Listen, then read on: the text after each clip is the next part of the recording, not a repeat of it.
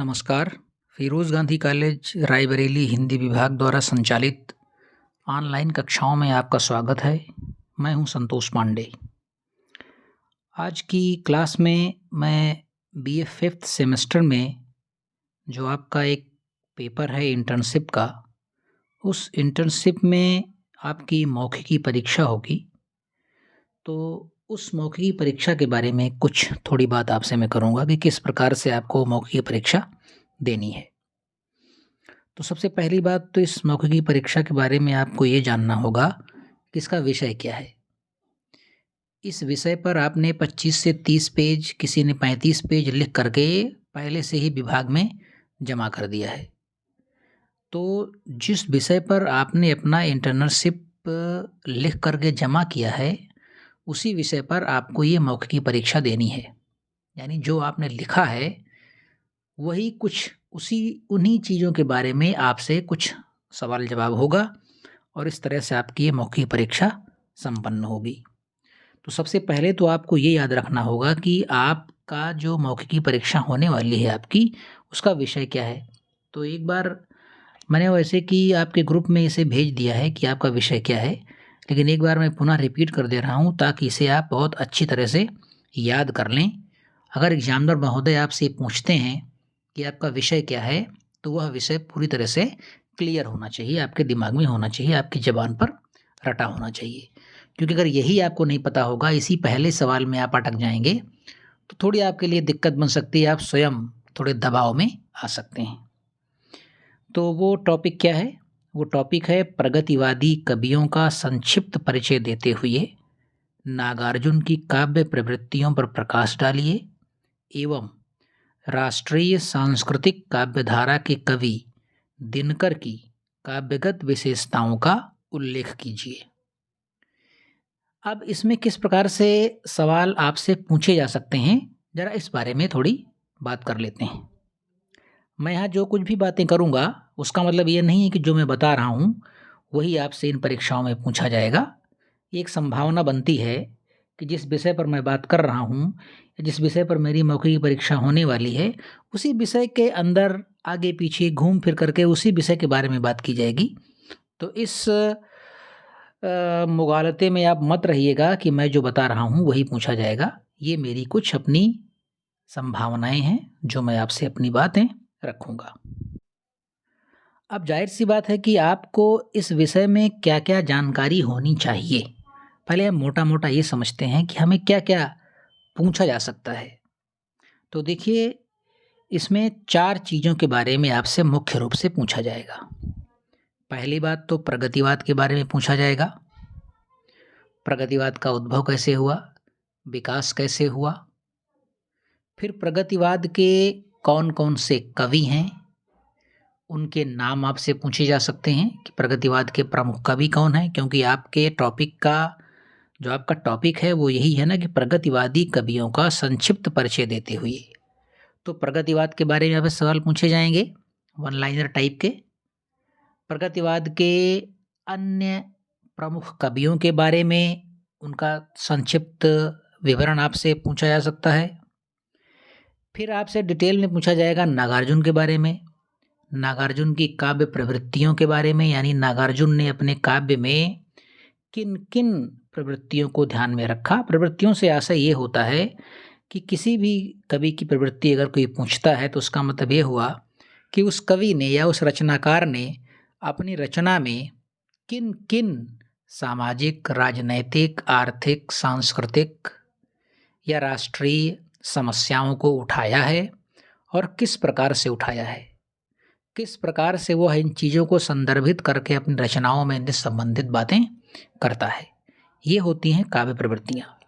तो नागार्जुन की काव्य प्रवृत्तियों के बारे में आपसे सवाल पूछा जा सकता है कि नागार्जुन ने किस प्रकार से व्यंग्य लिखे, नागार्जुन ने किस प्रकार से समसामयिक समस्याओं पर प्रहार किया, नागार्जुन ने किस प्रकार से राजनीति पर प्रहार किया, नागार्जुन ने किस प्रकार से जो समाज में शोषण चल रहा था उसके खिलाफ बिगुल बजाया, उसके खिलाफ विद्रोहात्मक तमाम कविताएं लिखी।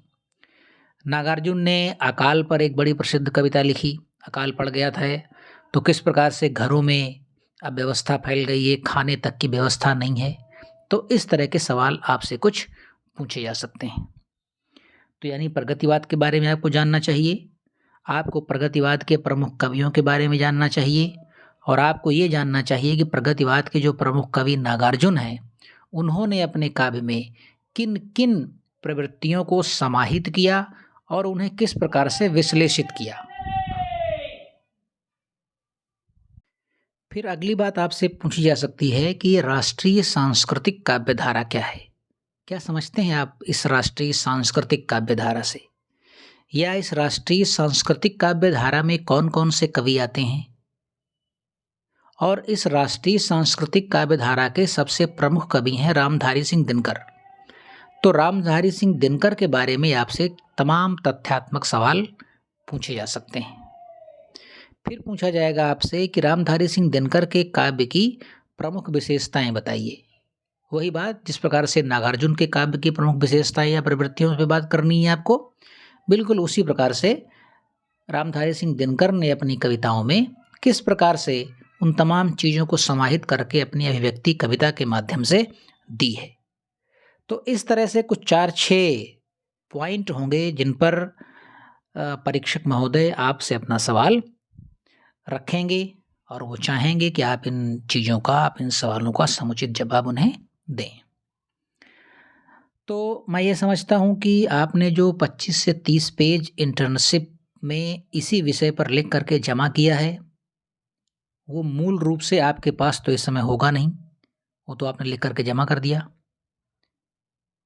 लेकिन आपने वो सामग्री जहाँ से भी संकलित की हो, जहाँ से भी इकट्ठा करके उन चीज़ों को लिखा हो, एक बार आप वहाँ जाएं उन सोर्सेस के पास जहाँ से आपने इस सामग्री को लिखा हो, और एक बार उन्हें खंगालें, देखें कि आपने प्रगतिवाद के बारे में क्या लिखा, आपने नागार्जुन के बारे में क्या लिखा, आपने प्रगतिवाद के अन्य कवियों के बारे में क्या लिखा है, आपने नागार्जुन की किन किन काव्य प्रवृत्तियों का परिचय दिया है वहाँ पर, या आपने नागार्जुन की काव्य प्रवृत्तियों को देते हुए किन कविताओं को संदर्भित किया है, कौन कौन सी कविताओं का आपने उदाहरण दिया है।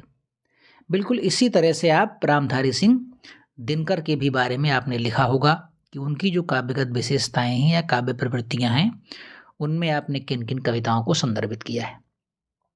तो सबसे पहला काम तो आप यही करें कि वहाँ जाएं, उस सोर्स के पास जाएं जहाँ से आपने उन चीज़ों को कलेक्ट करके लिखा हो, और एक बार उसे आप पढ़ करके देख लें। ठीक है, पहला काम तो आप यही करें। बाकी जो थोड़ा बड़ा मुझसे हो सकेगा वो तो मैं इस समय आपको बताऊंगा ही। तो चलिए जान लेते हैं थोड़ी थोड़ी बातें, इन सभी टॉपिक्स के बारे में थोड़ी थोड़ी बातें। अच्छा, आपका वाइवा जो मौखिक की परीक्षा होगी आपकी, वो कुछ मिनटों की होगी, इसलिए बिल्कुल घबराने की आवश्यकता नहीं है। कोई ऐसी बात, कोई ऐसी गंभीर बात नहीं पूछी जाएगी। यूपीएससी का इंटरव्यू नहीं है ये, या किसी ऐसी बड़ी परीक्षा की मौखिक की परीक्षा नहीं है ये कि उसमें बहुत गंभीर सवाल पूछे जाएंगे। ऐसे कुछ मोटी मोटी बातें आपसे पूछी जाएंगी, तो उनका आप बड़ी आसानी से, बड़े सहज भाव से, बिना किसी दबाव में आए आप उन सवालों का जवाब देंगे। आप बिल्कुल बेफिक्र होकर के उन सवालों को सब सुनेंगे और उनका जवाब देंगे। अगर मान लीजिए कोई सवाल आपसे पूछा गया और उसका जवाब आप नहीं दे सकते हैं या आपको नहीं आता है, तो आप सॉरी बोलेंगे कि सर मुझे इसके बारे में नहीं पता है, सर कोई दूसरा सवाल पूछिए। बहुत आराम से इस तरह की बातें आप करेंगे। तो सबसे पहले तो हम यही जान लेते हैं कि प्रगतिवाद क्या है। कुछ मोटा मोटा जानेंगे, बहुत गहराई तक नहीं जाएंगे। प्रगतिवाद क्या है, इसका उद्भव और विकास कैसे हुआ। तो प्रगतिवाद जो है वो किस प्रकार का काव्य है और वो कहाँ से प्रारंभ होता है, तो आप ये जान लीजिए कि जो प्रगतिवादी काव्य है ये एक ऐसा काव्य है जो छायावाद के समाप्ति के बाद 1936 के आसपास निर्मित होना प्रारंभ हुआ। कब? छायावाद के बाद 1936 के आसपास इसकी निर्मिति प्रारंभ हुई, और इसका जो मूल मंत्र था, इसकी जो केंद्र में जो चेतना काम कर रही थी, वो थी सामाजिक चेतना। यानी छायावाद की समाप्ति के बाद 1936 के आसपास सामाजिक चेतना को लेकर जिस काव्य की निर्मिति हुई उस काव्य को हम कहते हैं प्रगतिवादी काव्य या प्रगतिवादी चेतना या प्रगतिवाद का प्रारंभ। तो चाहे आप कहें कि प्रगतिवाद का यहाँ से प्रारंभ होता है इस प्रकार से, चाहे आप कहें कि प्रगतिवादी काव्य यहाँ से ये प्रारंभ होता है। प्रगतिवाद का जो दार्शनिक आधार है वो है मार्क्सवादी दर्शन। मार्क्सवादी दर्शन से तात्पर्य है कि कार्ल मार्क्स ने सामाजिकता के संदर्भ में अपने कुछ दर्शन दिए। सामाजिक चेतना को उच्चीकृत करने के लिए कार्ल मार्क्स ने कुछ अपने दर्शन दिए। उस दर्शन को कहते हैं मार्क्स का दर्शन, और उसी मार्क्स के दर्शन के आधार पर प्रगतिवादी चेतना ने यानी प्रगतिवाद ने अपनी आधारभूमि तैयार की। यानी जिस सामाजिक चेतना की बात मार्क्सवाद करता है उसी सामाजिक चेतना की बात प्रगतिवाद करता है। प्रगतिवादी काव्य का उद्भव किस प्रकार से हुआ, वो ऐसी कौन सी परिस्थितियां निर्मित हुई कि प्रगतिवादी काव्य आया छायावाद के बाद। तो इसके उद्भव और विकास में राष्ट्रीय और अंतर्राष्ट्रीय दोनों प्रकार की परिस्थितियों ने अपना योगदान दिया। प्रगतिवाद के उद्भव और विकास में राष्ट्रीय और अंतर्राष्ट्रीय दोनों प्रकार की परिस्थितियों ने अपना योगदान दिया। और दूसरा योगदान क्या हुआ कि छायावाद में जो व्यक्तिवाद इतना हावी हो गया था, छायावाद में वैयक्तिकता का प्राधान्य हो गया था, सामाजिक चेतना की उस तरह से बात नहीं की जा रही थी जिस तरह से की जानी चाहिए थी। यानी वो जो छायावाद था वो एक वायवीय काव्य धारा बनता चला जा रहा था। तो उसके खिलाफ ये एक प्रकार की प्रतिक्रिया भी थी। यानी फिर से मैं आपको रिपीट कर दूं कि प्रगतिवादी काव्य का उद्भव में जो कारण हमें समझ में आते हैं वे राष्ट्रीय और अंतर्राष्ट्रीय परिस्थितियां तो सहायक हुई ही, साथ ही छायावाद में जो वायवीयता आती चली जा रही थी, वैयक्तिक चीज़ों का प्राधान्य बनता चला जा रहा था, सामाजिक जनजीवन से उसका कटाव होता चला जा रहा था, उसकी एक प्रतिक्रिया के रूप में प्रगतिवादी काव्य के लिए एक रास्ता खुल गया। तो इस प्रकार से हम कह सकते हैं कि ये कुछ ऐसी कंडीशंस बन रही थी जिनसे प्रगतिवाद का पथ प्रशस्त होता चला जा रहा था। पहले बात कर लेते हैं कि वो कौन सी राष्ट्रीय परिस्थितियां थीं जिनके आधार पर प्रगतिवाद अपना मार्ग प्रशस्त कर रहा था। तो देखिए, गांधी जी के नेतृत्व में जो स्वाधीनता आंदोलन चल रहा था उससे जो युवा हृदय की विद्रोही भावना थी उसे अभिव्यक्ति नहीं मिल पा रही थी।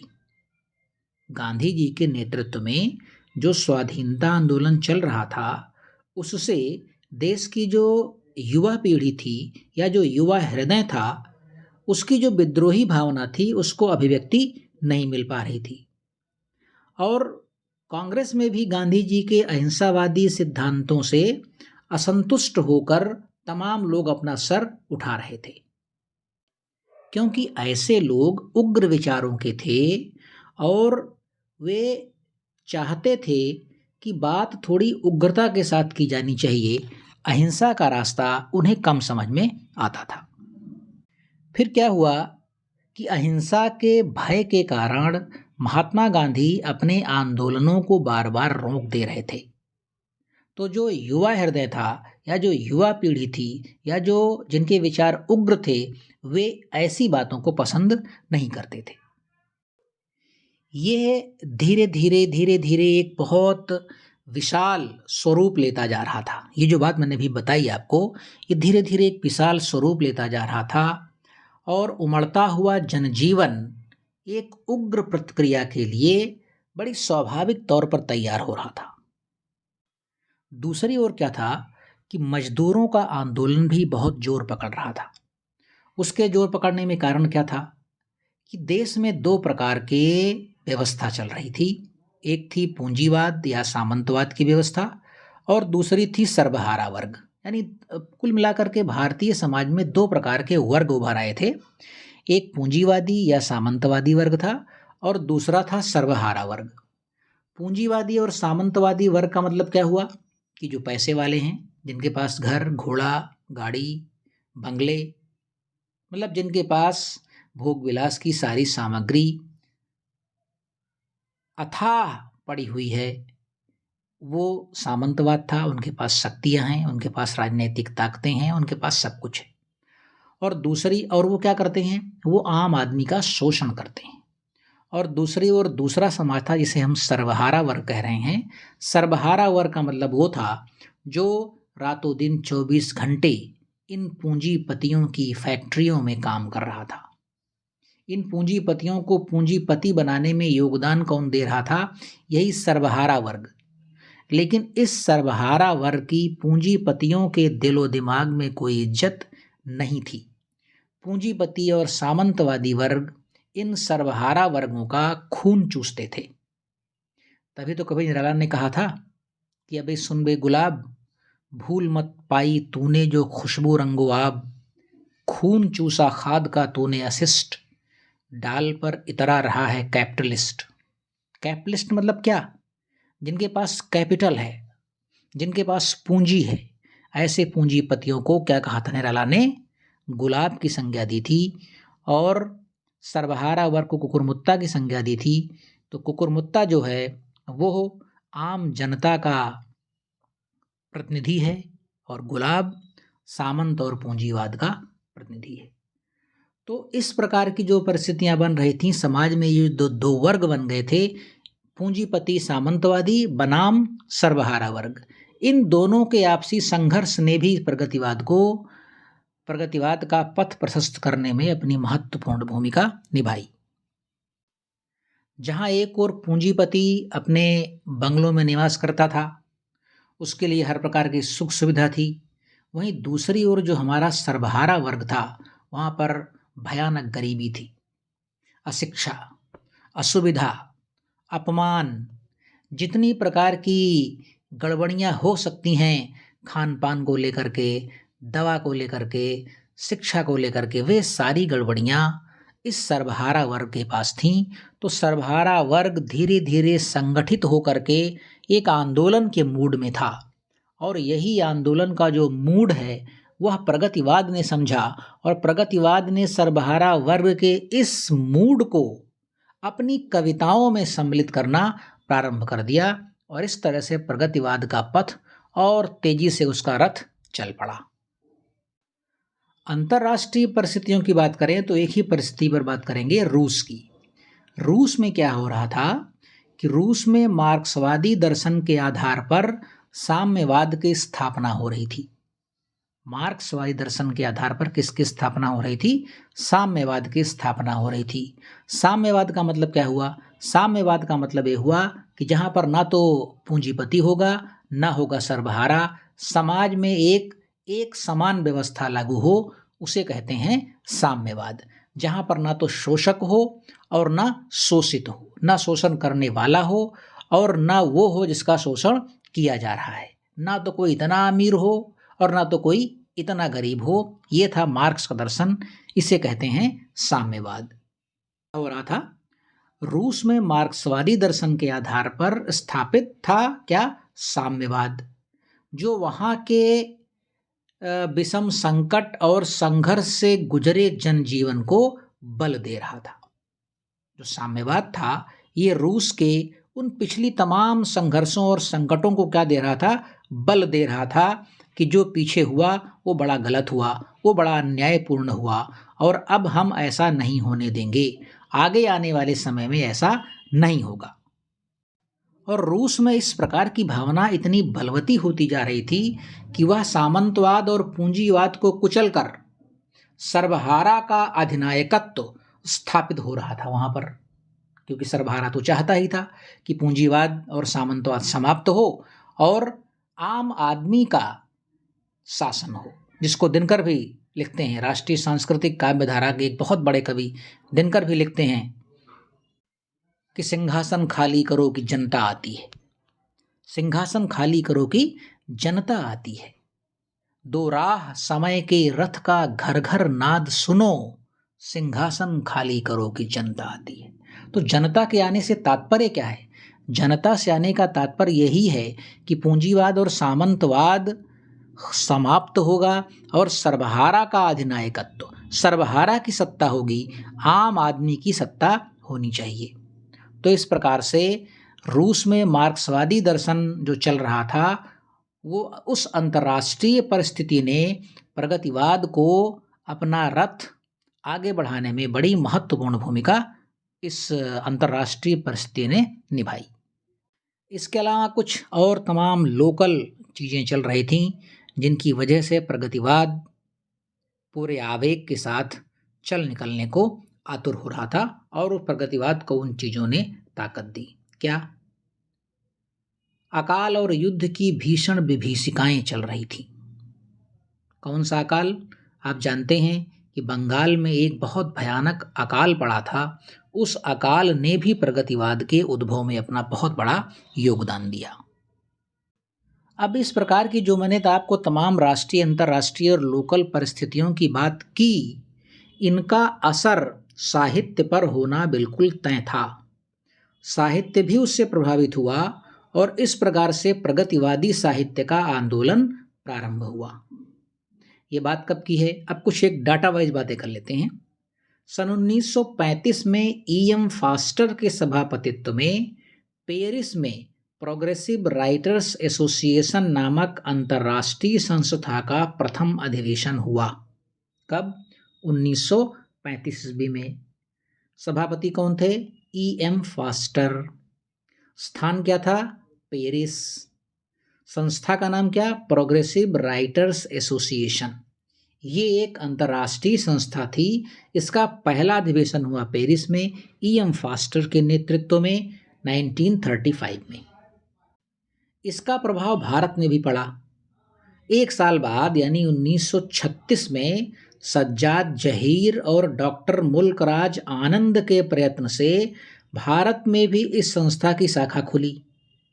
कब? 1936 में। कहाँ? भारत में। किसने खोली? सज्जाद जहीर और डॉक्टर मुल्कराज आनंद ने आनंद के प्रयत्नों से भारत में इसकी शाखा खुली और प्रेमचंद की अध्यक्षता में इसका प्रथम अधिवेशन हुआ। कहाँ हुआ? लखनऊ में हुआ।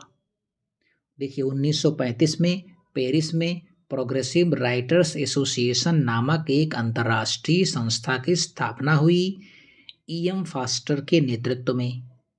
उसी के ठीक लगभग एक साल बाद 1936 ईस्वी में भारत में भी ऐसा कुछ हुआ और ये काम किन दो लोगों ने किया? जो दो प्रमुख लोग थे, उनका नाम था सज्जाद जहीर और डॉक्टर मुल्कराज आनंद। इनके प्रयत्नों से भारत में इसी संस्था की, जो 1935 में पेरिस संस्था बनी थी यानी प्रोग्रेसिव राइटर्स एसोसिएशन, इसी संस्था की एक शाखा खुली और प्रेमचंद की अध्यक्षता में इसका पहला अधिवेशन हुआ। और कहाँ हुआ? लखनऊ में हुआ। हिंदी में इसे क्या नाम दिया गया? प्रगतिशील भारतीय लेखक संघ। प्रगतिशील भारतीय लेखक संघ, इसका घोषणा पत्र तैयार हुआ और प्रेमचंद की एक पत्रिका थी, उसका नाम था हंस। उस हंस पत्रिका में प्रगतिशील भारतीय लेखक संघ का जो घोषणा पत्र तैयार हुआ वो उसमें प्रकाशित हुआ। अब हम जान लेते हैं कि प्रगतिवाद के प्रवर्तक कौन हैं। तो प्रगतिवाद के प्रवर्तक के तौर पर सुमित्रानंदन पंत का नाम प्रायः विद्वान लेते हैं कि प्रगतिवाद के प्रवर्तन का श्रेय सुमित्रानंदन पंत को जाता है। और अगर कोई आपसे पूछे कि प्रगतिवाद के प्रतिनिधि कवि कौन हैं, तो वो हैं नागार्जुन। प्रगतिवाद के प्रतिनिधि कवि नागार्जुन, प्रगतिवाद के प्रवर्तक सुमित्रानंदन पंत। अभी मैंने आपको बताया कि जिस संगठन का भारत में बना जो संगठन मुल्कराज आनंद और डॉक्टर सज्जाद जहीर और डॉक्टर मुल्कराज आनंद के प्रयत्नों से, उसका नाम क्या था? प्रगतिशील भारतीय लेखक संघ। इसमें एक शब्द आ रहा है प्रगतिशील। तो ये जो प्रगतिशील है, इस शब्द के स्थान पर प्रगतिवाद शब्द का प्रयोग कैसे हुआ? तो प्रगतिशील शब्द के स्थान पर प्रगतिवाद शब्द का प्रयोग सबसे पहली बार किसने किया? मुक्तिबोध के द्वारा हुआ। कब हुआ? 1942 में। 1942 में प्रगतिशील शब्द के स्थान पर प्रगतिवाद शब्द का सर्वप्रथम प्रयोग मुक्तिबोध के द्वारा हुआ। 1942 ईस्वी में ही प्रगतिवाद एक दृष्टि नामक एक लेख लिखा, जो आगे चल करके एक पत्रिका में प्रकाशित हुआ। तो प्रगतिवाद ने क्या किया, रचना के क्षेत्र में एक एकदम अलग से एक नए दृष्टिकोण लेकर के अवतरित हुआ। और इस प्रगतिवाद का उद्देश्य क्या था? सामाजिक यथार्थ की अभिव्यक्ति करना, समाज में जो रियलिटी है उसको अपनी कविताओं के माध्यम से लाना और जन सामान्य के समक्ष उनको प्रस्तुत करना, ये प्रगतिवाद का मुख्य लक्ष्य था। प्रगतिवादी साहित्य किसानों और मजदूरों के संघर्ष को अपनी कविताओं में स्थान देता है, उनके संघर्ष को बल प्रदान करता है और पूंजीवादी और सामंतवादी शक्तियों की जितनी भी शोषक, स्वार्थी और जर्जर विसंगति में तमाम प्रवृत्तियां हैं, उन पर बहुत गहरी चोट करता है प्रगतिवाद। मार्क्स का द्वंद्वात्मक भौतिकवाद प्रगतिवादी काव्य का आधार है। ये पहले मैंने बात की, एक बार फिर से समझ लीजिए इसे, जरा सा बड़े कम शब्दों में समझना चाहें तो आप क्या समझेंगे कि मार्क्स का द्वंद्वात्मक भौतिकवाद प्रगतिवादी काव्य का आधार है।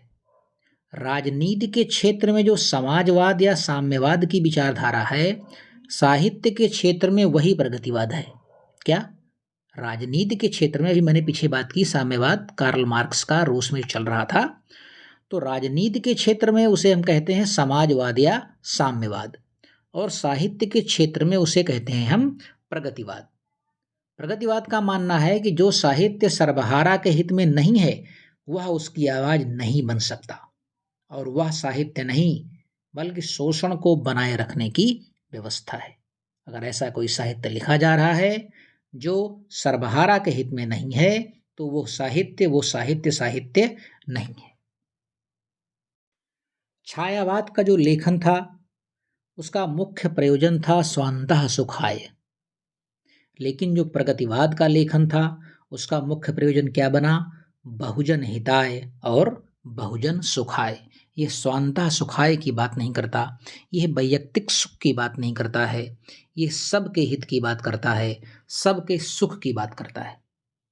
छायावादी कवि जहाँ कल्पनाओं के पंख लगाकर उड़ा करते थे, वहीं प्रगतिवादी कवियों ने ठोस यथार्थवाद की बात की। इसने उन दबे कुचले दलितों की पीड़ा को अपने साहित्य में स्थान दिया। छायावाद में वैयक्तिकता की प्रधानता थी, लेकिन प्रगतिवाद में क्या हुआ? सामाजिक भावना की प्रधानता हुई। तो इस तरह से हमने देखा मोटा मोटा कि प्रगतिवाद के बारे में अगर आपसे कुछ पूछा जाएगा तो बस इसके अतिरिक्त कुछ और पूछे जाने की संभावना नहीं बनेगी, जो मैंने आपको ये सब बताया।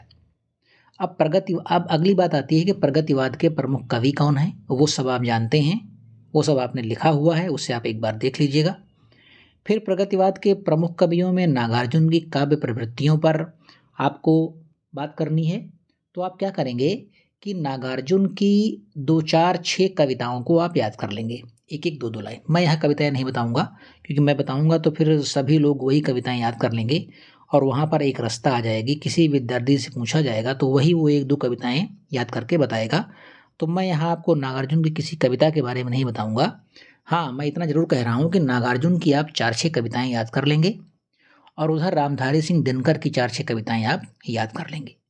अगर परीक्षक महोदय आपसे पूछते हैं चलिए नागार्जुन का कोई व्यंग बताइए, तो उस व्यंग वाली कोई कविता आपको याद होनी चाहिए। या नागार्जुन के अंदर क्रांति है, विद्रोह है, यथार्थ है, नागार्जुन ने अकाल के बारे में क्या लिखा है, तो सब आपने इंटर्नशिप जो लिखा आपने जमा किया है उसमें लिखा होगा।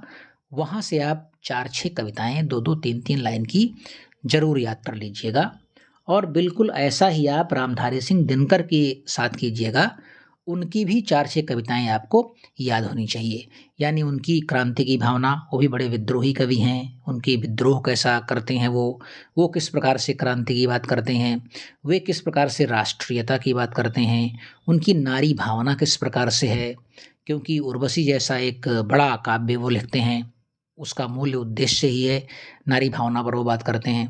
वो युद्ध पर बात करते हैं कुरुक्षेत्र में, वे स्मृति जैसा एक बड़ा उत्कृष्ट खंड काव्य लिखते हैं, तो आपको कुरुक्षेत्र की कुछ पंक्तियाँ, कुछ उर्वशी की पंक्तियाँ, कुछ रश्मिरथी की पंक्तियाँ, 2, 4, 6 पंक्तियाँ, 10 पंक्तियाँ आपको इस तरह से याद होनी चाहिए।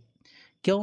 क्योंकि ये अंतिम समय में आपको ये शायद बड़े अच्छे ढंग से काम दे सकें। जैसे मान लीजिए कि मैं परीक्षक हूँ, मैंने आपसे कोई सवाल पूछा, आप नहीं बता पाए। मैंने फिर से कोई दूसरा सवाल पूछा, फिर से आप नहीं बता पाए। तो मैं फिर एक बहुत सरल सवाल आपसे पूछूँगा, क्या?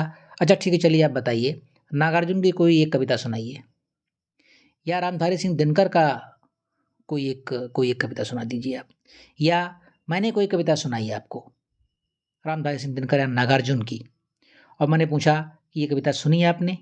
चलिए इस कविता के बारे में बताइए, क्या कह रही हैं इसमें नागार्जुन या रामधारी सिंह दिनकर इस कविता के बारे में क्या कह रहे हैं? तो इस तरह से कुछ कविताएं आप याद कर लीजिएगा, ठीक है। अब मैं आपको एक बात और बता करके अपनी बात समाप्त करूंगा। रामधारी सिंह दिनकर राष्ट्रीय सांस्कृतिक काव्य धारा के कवि हैं। तो ये राष्ट्रीय सांस्कृतिक काव्य धारा क्या है, इसके बारे में कुछ बातें आपको बता दूंगा और इस तरह से अपना लेक्चर मैं यहाँ पर समाप्त करूंगा। हाँ, एक बात और कि आप नागार्जुन की प्रमुख रचनाओं को याद कर लीजिएगा, रामधारी सिंह दिनकर की प्रमुख रचनाओं को याद कर लीजिएगा। रामधारी सिंह दिनकर को जो प्रमुख पुरस्कार मिले हैं वो याद कर लीजिएगा, नागार्जुन को प्रमुख पुरस्कार मिले हैं वो याद कर लीजिएगा। ये 4-6 पॉइंट आप जरूर याद कर लीजिएगा, यानी दिनकर की 4-6 रचनाएं और उनको 1-2 पुरस्कार जो मिले हैं, नागार्जुन की 4-6 प्रमुख रचनाएं और उनको जो 1-2 पुरस्कार मिले हैं, वे आप जरूर याद कर लीजिएगा, ठीक है। चलिए तो मैं आगे बात कर लेता हूँ, राष्ट्रीय सांस्कृतिक काव्य धारा क्या है, जिसके कवि हैं रामधारी सिंह दिनकर। देखिए, राष्ट्रीय सांस्कृतिक काव्य धारा क्या है। जब छायावाद की समाप्ति हुई और छायावाद के जो मूल तत्व थे काव्य रचना के संदर्भ में, उन जब मूल तत्वों की समाप्ति हो गई, उनके बारे में अब कोई लिख नहीं रहा था, तो इसके बावजूद कुछ कवि अपने लेखन कार्य में व्यस्त थे। तो ऐसे कवि जिन्होंने काव्य लेखन छायावादी युग में आरंभ किया और आगे भी लिखते रहे, लेकिन ध्यान दीजिएगा, ऐसे कवि जिन्होंने अपना लेखन छायावादी युग में प्रारंभ किया और उन्होंने बंद नहीं किया, आगे भी लिखते रहे, किंतु उनका लेखन ना तो विशुद्ध छायावादी प्रवृत्ति का रहा और ना ही विशुद्ध प्रगतिवादी प्रवृत्ति का। उनका लेखन ना तो विशुद्ध छायावाद की तरह था और ना ही विशुद्ध प्रगतिवाद की तरह। तो ऐसे कवियों को क्या कहा गया? डॉक्टर नगेंद्र ने अपने इतिहास में ऐसे कवियों की काव्य धारा को नाम क्या दिया? राष्ट्रीय सांस्कृतिक काव्य धारा। फिर समझ लेंगे, ऐसे कवि जिन्होंने छायावादी युग में अपना लेखन प्रारंभ किया, आगे भी लिखते रहे, लेकिन उनका लेखन ना तो विशुद्ध छायावादी था और ना ही विशुद्ध प्रगतिवादी। ऐसे कवियों की धारा को डॉक्टर नगेंद्र ने अपने इतिहास में किस नाम से पुकारा? राष्ट्रीय सांस्कृतिक काव्य धारा के नाम से पुकारा। वहीं पर डॉक्टर रामस्वरूप चतुर्वेदी और डॉक्टर बच्चन सिंह, ये 2 और बड़े इतिहासकार हैं, इन लोगों ने इसे क्या कहा ऐसे कवियों को? तो रामस्वरूप चतुर्वेदी ने कहा इसे उत्तर छायावाद। जिन कवियों को डॉक्टर नगेंद्र राष्ट्रीय सांस्कृतिक काव्य धारा के अंतर्गत रखते हैं, उन कवियों को डॉक्टर रामस्वरूप चतुर्वेदी उत्तर छायावाद कहते हैं और डॉक्टर बच्चन सिंह क्या कहते हैं? उत्तर स्वच्छंदतावाद युग। तो ये बात आप याद रख सकते हैं। मुझे उम्मीद नहीं है कि इतना गहरा सवाल आपसे पूछा जाएगा, लेकिन फिर भी ऐसे लेखक जिन्होंने छायावाद युग में लिखना प्रारंभ किया, लेकिन ना तो वो पूरी तरह से छायावादी हो पाए, ना पूरी तरह से उसके आगे वाली धारा यानी प्रगतिवादी हो पाए, वे बीच में रह गए, ऐसे कवियों को हम कहते हैं राष्ट्रीय सांस्कृतिक काव्य धारा के कवि। अब समझते हैं राष्ट्रीय सांस्कृतिक कविता की क्या विशेषताएं हो सकती हैं, किन विशेषताओं को लेकर के काव्य धारा आगे चली। पहली बात तो आप ये जान लीजिए कि जो राष्ट्रीय शब्द है, अगर इसके हम वर्तमान अर्थ की बात करें तो ये बहुत मॉडर्न है, ये बहुत आधुनिक अर्थ हो गया है आज की दुनिया में राष्ट्रीय शब्द का। पहले कभी ये जाति, संप्रदाय और धर्म और एक भूभाग तक सीमित हुआ करता था। इस राष्ट्रीय शब्द का अर्थ पहले जाति, संप्रदाय, धर्म या किसी सीमित भूभाग तक सीमित था। बड़ा संकीर्ण अर्थ था, लेकिन अब जो इसका अर्थ हो गया है वो क्या हो गया है? वो एक समग्र देश हो गया है। उसके भीतर निवास करने वाली समस्त जातियों, भिन्न भिन्न भूखंडों, संप्रदायों और रीति रिवाजों के लोगों का संश्लिष्ट सामूहिक रूप, इतना सब कुछ मिला करके आज इसका अर्थ बड़ा आधुनिक हो गया है। और अब इसी अर्थ के संदर्भ में हम राष्ट्रीय शब्द का प्रयोग करेंगे या करते हैं। अगर आप रियल में देखेंगे इस बात को, तो पूरे भारतवर्ष की एकता के अर्थ में राष्ट्रीयता का विकास आधुनिक काल में हुआ। इसके पहले इस प्रकार के अर्थ की संभावना कम बनती थी, लेकिन पूरे भारतवर्ष की एकता के अर्थ में जो राष्ट्रीयता का विकास है वो कब हुआ? आधुनिक काल में हुआ। इस प्रकार आधुनिक काल में जो राष्ट्रीयता का स्वरूप उभरा और विकसित हुआ, उसके 3 आधार हैं। कितने आधार? 3 आधार हैं। कौन कौन से? पहला है पूरे देश में अंग्रेजी शासन की स्थापना। दूसरा आधार क्या है? समग्र भारतीय प्रजा द्वारा अंग्रेजी शासन से उत्पन्न यातना का अनुभव। और तीसरा आधार है स्वाधीनता आंदोलन और उसका देशव्यापी प्रसार। इन 3 आधारों पर राष्ट्रीयता का जो स्वरूप उभरा और विकसित हुआ आधुनिक काल में, उसके ये 3 आधार बने। अब अगर हम इस राष्ट्रीयता को साहित्य के साथ जोड़ करके देखें, तो हिंदी साहित्य में राष्ट्रीयता की जो अभिव्यक्ति का प्रश्न है, हिंदी साहित्य में जो राष्ट्रीयता अभिव्यक्ति हुई उसका जो प्रश्न है, वो आप ये कह सकते हैं कि वो भारतेंदु युग से प्रारंभ होती है। यानी भारतेंदुकालीन कविताओं से इस राष्ट्रीयता की अभिव्यक्ति साहित्य में होने लगती है। भारतेंदुकालीन में जो राष्ट्रीयता की अभिव्यक्ति हुई और जो आज राष्ट्रीयता की अभिव्यक्ति हो रही है कविताओं में, वो धीरे धीरे विकसित राष्ट्रीयता के संदर्भ बनते चले जा रहे हैं। ऐसा नहीं है कि जिस प्रकार की राष्ट्रीयता भारतेंदु युग में थी वही राष्ट्रीयता का अभिव्यक्ति साहित्य में आज भी हो रही है। ये एक विकासमान प्रक्रिया है। राष्ट्रीयता का स्वरूप तब से लेकर आज तक ये कंटिन्यूअस विकसित होता जा रहा है। ऐसा नहीं है कि जो राष्ट्रीयता का भाव भारतेंदु युग में था वही भाव आज तक बना हुआ है। ये एक ऐसा प्रश्न है जो लगातार विकसित होता जा रहा है। तो इस प्रकार की राष्ट्रीयता से युक्त कविताओं की जो अभिव्यक्ति हुई, उनमें अगर आप कुछ नाम देखें तो आपको सबसे बड़ा नाम तो रामधारी सिंह दिनकर का है, सोहनलाल द्विवेदी हैं इसमें, बालकृष्ण शर्मा नवीन हैं इसमें, माखनलाल चतुर्वेदी आपको इसमें मिलेंगे, सियाराम शरण गुप्त आपको इसमें मिलेंगे। तो इस तरह से ये कुछ ऐसे कवि हैं जिन्होंने इस राष्ट्रीयता को काव्य में अभिव्यक्ति दी।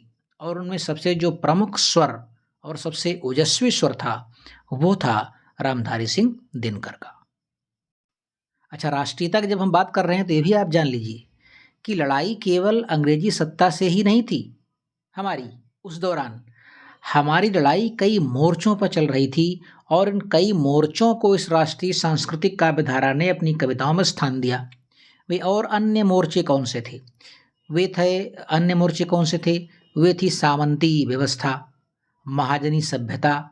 सामंती व्यवस्था और महाजनी सभ्यता के जो एजेंट थे, जो लोगों का शोषण कर रहे थे, उनसे भी हमारी एक लड़ाई चल रही थी। ये लड़ाई केवल अंग्रेजों से ही नहीं थी बल्कि ये कई स्तरों पर चल रही थी, जिसकी बात अभी मैंने की। अंग्रेजी सत्ता से भी चल रही थी, सामंती व्यवस्था से भी चल रही थी, महाजनी सभ्यता से भी चल रही थी, शोषण के उन औजारों से भी चल रही थी जो आम जनता को परेशान कर रहे थे। तो इस तरह से राष्ट्रीयता का जो ये स्वर प्रज्वलित हुआ वो सबसे ज़्यादा प्रज्वलित हुआ किसी कविताओं में? रामधारी सिंह दिनकर की कविताओं में। चलिए मैं कुछ पंक्तियों से भी आपको परिचित करवा दे रहा हूँ।